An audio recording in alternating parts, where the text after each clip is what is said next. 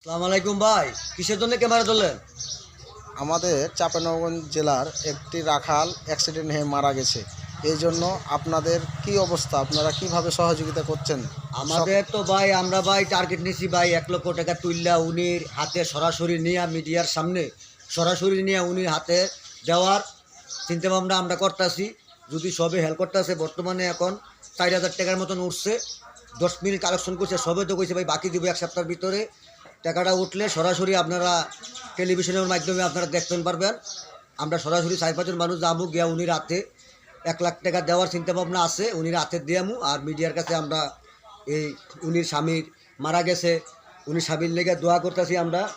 উনিও গরিব মানুষ, উনির একটা ছেলে আছে শূন্য ভাই, আমরা এই টাকা পয়সাগুলো তুলতেছি। যদি আপনারা সবে সহযোগিতা করেন, সরাসরি গিয়া উনির হাতে গিয়া আমরা টাকা দিয়ামু, এমন লাইভে আমরা বইলা দিমু। আসসালামু আলাইকুম।